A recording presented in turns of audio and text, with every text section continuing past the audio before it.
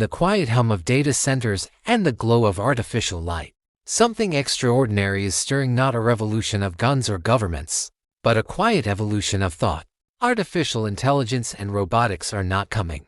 They are already here, nestled into the edges of our homes, our work, our dreams.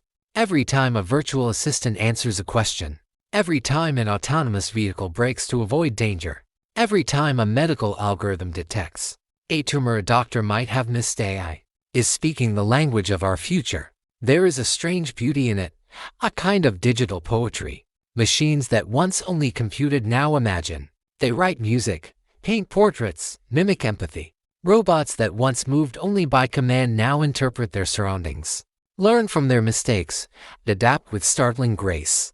What once took decades to build knowledge, skill, mastery now takes moments with the right model and enough data. It is breathtaking and terrifying, because alongside the wonder walks a shadow. We are handing over decisions about who gets hired, who gets a loan, even who gets arrested to systems we barely understand. Bias hides in datasets, and mistakes scale with automation. Our faces, our words, our patterns are becoming products, profiled and processed by invisible algorithms. The line between convenience and surveillance grows thinner each day. And in the factories of tomorrow, where robots never sleep or strike or stumble, what becomes of the worker who gave 20 years of their hands and heart? We are not just inventing tools. We are birthing a new kind of intelligence. And like any child, it will reflect the world it's raised in. If we build it in greed, it will serve profit. If we feed it on prejudice, it will inherit injustice.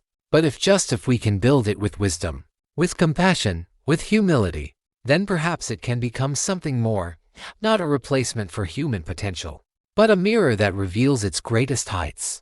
Still, the road ahead is uncertain. AI does not tire, but it also does not dream. It can replicate expression, but not experience. It can compose music, but not feel sorrow. In this strange partnership between man and machine, we must remember what makes us human. Not speed or memory, but meaning. Not power, but purpose. We must become stewards, not slaves, of this awakening intelligence. Because someday soon, children will grow up in a world where machines understand them better than most adults do. They will ask questions of AI the way we once asked our parents or teachers.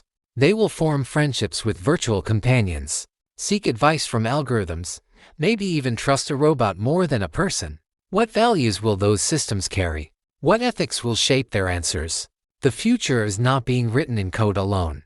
It is being written in the choices we make right now, to regulate or to ignore, to educate or to exclude, to uplift or to exploit. The power of AI is not its intelligence, but ours.